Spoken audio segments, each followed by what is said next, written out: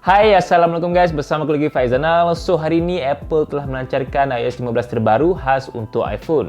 So, seperti yang dijangka, iOS 15 kali ini memang minor upgrade daripada iOS 14 kepada iOS 15. Just ada improvement a few apps yang ada pada iOS 14 kepada iOS 15 macam aplikasi FaceTime, Messages, Half, Safari dan pelbagai lagi bab privacy lah. So, daripada 13 ke 14 sebenarnya banyak juga major upgrade dia in terms of widgets, interface dan sebagainya. Tapi 14 ke 15 just a few things saja membuatkan iOS 15 kali ni macam agak kurang sikit lah, ada meh sikit lah kan dia punya wow factor tu. Tapi still ada major upgrade yang aku rasa mungkin korang tak notice, tapi sebenarnya benda ni sangat-sangat membantu, yang aku akan kongsikan beberapa perkara menarik yang korang perlu tahu mengenai iOS 15 yang terbaru ni. Okay, so guys, tanpa masa lagi, let's talk about it. Aku akan pergi kepada fungsi menarik yang pertama, iaitu fungsi FaceTime telah dipertingkatkan kepada something yang memang sangat-sangat menarik. Aku just nak tanya korang lah, sama ada korang gunakan FaceTime atau tidak, ataupun korang gunakan WhatsApp video call. Macam aku personally, aku memang fully gunakan WhatsApp video call. FaceTime ada tapi jarang. So aku rasa dengan fungsi menarik ni, dia akan memberikan kelebihan banyak untuk kita cuba nak gunakan FaceTime instead of WhatsApp video call. Antara kemaskini yang Apple lakukan pada FaceTime untuk iOS 15 ni adalah dia orang letakkan fungsi special audio. Seterusnya adalah fungsi voice isolation, which is dia akan lebih memfokuskan pada suara kita saja instead of surrounding noise lah. Dia lebih kurang macam noise cancellation lah kan, tapi ini khas untuk FaceTime saja. So misalkan kalau korang sembang dengan seseorang tu, lepas tu ada orang sibuk tengah ketuk lah, tengah hammer lah, tengah grudi apa semua, korang serabut dengan bunyi tu, just turn on fungsi ni saja dan dia akan padamkan bunyi itu dan lebih fokus pada suara yang kita nak dengar saja. Macam orang tu cakap, kita just fokus kat suara dia saja. So itulah fungsi untuk voice isolation. Menangkan ke semua model untuk iPhone 12 series dah ada portrait mode pada selfie camera. So untuk FaceTime terbaru ni, dia menyokong fungsi portrait mode juga masa korang tengah video call FaceTime. So tak adalah macam ada gangguan daripada orang belakang nak masuk dalam video ke, lalu lalang ke, serabut kan. So dia fokus kepada individu yang kita nak tengok saja untuk FaceTime nanti. Antara banyak-banyak pembaharuan yang Apple lakukan pada FaceTime yang terbaru ni, aku rasa dua benda terakhir ni yang paling menarik sekali lah, iaitu pertama adalah FaceTime Link. So FaceTime Link ni, korang boleh send link pada kawan korang. Kalau dia guna Android pun, korang still boleh hantar kat dia, dan dia pengguna Android pun, dia still boleh buka link tu tapi melalui browser lah. So misalkan kalau korang nak FaceTime dengan pengguna Android, korang just send link tu kat dia dan dia buka, dia akan terus access melalui browser dan korang just boleh video call melalui browser kalau dia buka dekat phone Android lah. Tapi kalau korang buka kat iPhone, korang just boleh tengok dekat iPhone.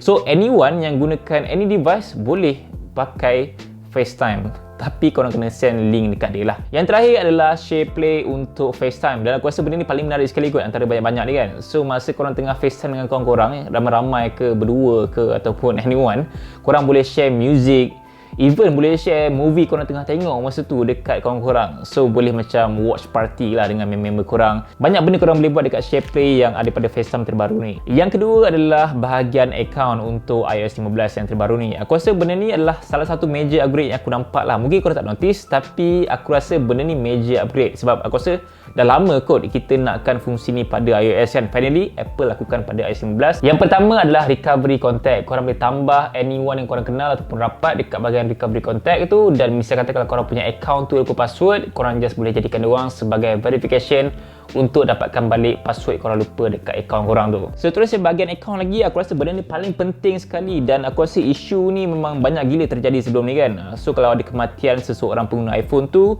waris tak dapat nak access iPhone dia. So end up iPhone tu tak boleh nak pakai ke, jual balik ke, simpan apa semua kan. Tapi untuk iOS 15 terbaru ni, korang boleh add legacy contact. Misalkan kalau pengguna tu meninggal, so kita boleh tambah kontak ahli keluarga kita terdekat ataupun waris-waris kita nak letak dalam legacy contact tu. Misalkan kalau korang letak isteri korang ataupun adik, just letak kontak, so yang waris tu akan ada access untuk buka kita punya iPhone ataupun account kita. Pembaharuan terakhir yang Apple lakukan pada bahagian account adalah Apple meletakkan fungsi iCloud Plus, which is benda ni free je, tak perlu tambah duit untuk gunakan fungsi iCloud Plus ni pun. Untuk fungsi iCloud Plus ni, korang boleh hide email, boleh private relay VPN, dan juga unlimited storage untuk secure HomeKit video. Fungsi menarik ketiga pada iOS 15, Apple Glass sebagai fokus. So fokus ni dia lebih kepada membahagikan kita punya kerja, personal dan juga waktu rehat kita.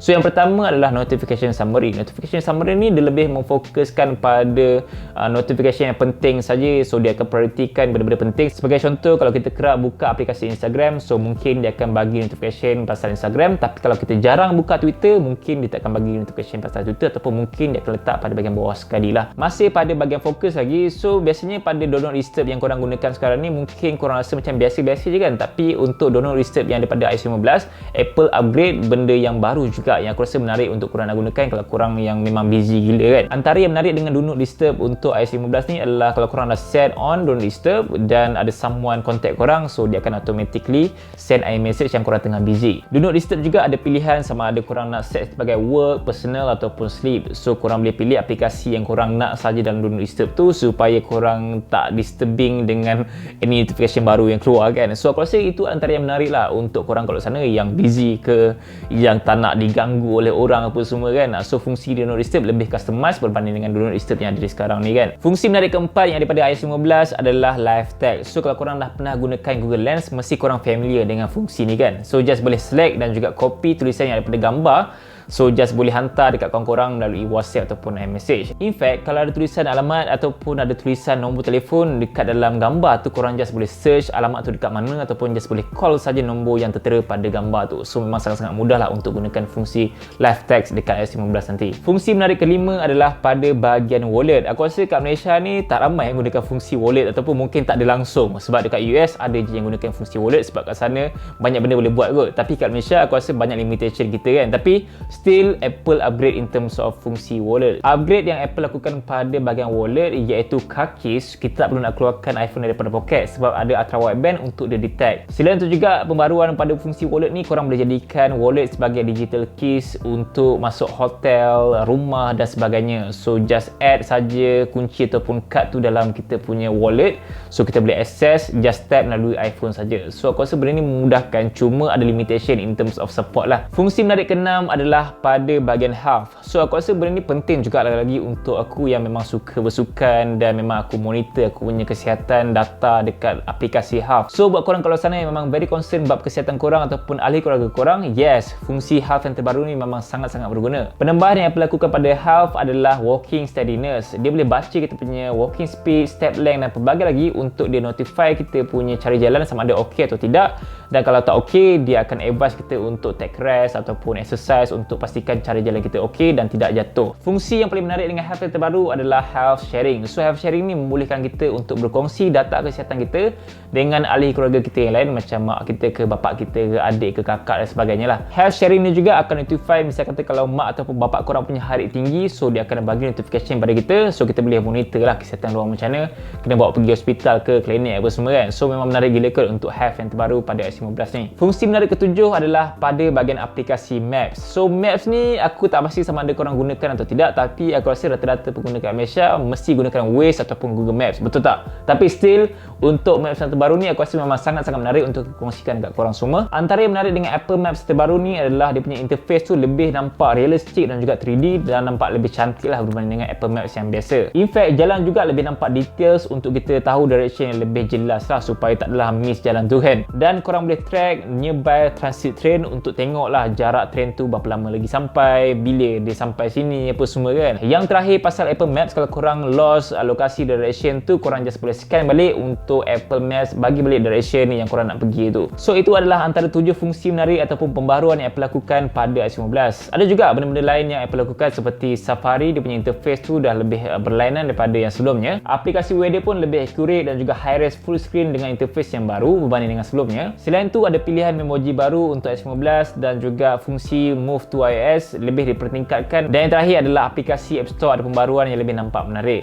So itulah antara pembaruan dan juga fungsi menarik yang Apple lakukan untuk iOS 15 yang terbaru ni. So guys, antara banyak-banyak ni, korang rasa mana paling menarik dan paling berguna untuk korang semua? Aku rasa the most important thing dalam banyak-banyak ni adalah pada bahagian privacy, account dan juga pada bahagian FaceTime. Sebab 3 benda ni juga aku rasa the major upgrade yang Apple lakukan, which is 3 benda yang paling penting sekali yang aku dah lama nakkan pada iOS. By the way, walaupun Apple telah melancarkan iOS 15 hari ni, tapi untuk korang nak gunakan iOS 15, korang just boleh gunakan developer beta saja, which is ada risiko yang tinggi in terms of bugs. So buat korang kalau sana yang gunakan iPhone sebagai phone utama harian korang, aku tak galakkan untuk cuba kemaskini kepada developer beta iOS 15. Just tunggu at least dalam bulan Julai untuk public beta, dan untuk korang nak tunggu dan tak nak pening pasal bugs apa semua, just tunggu bulan 9 ataupun bulan 10 untuk diorang lepaskan pada semua pengguna masa pelancaran iPhone 13 series nanti. So aku just nak bagi amaran awal-awal, jangan cuba-cuba untuk gunakan developer beta kalau korang seorang pengguna iPhone yang biasa dan memang gunakan iPhone tu untuk kerja dan media sosial sebagainya lah. InsyaAllah dalam bulan 8, bulan 7 macam tu, mungkin aku akan share lagi satu lagi video yang lebih details mengenai iOS 15, cara untuk korang nak gunakan every function yang aku kongsikan ni. Sebab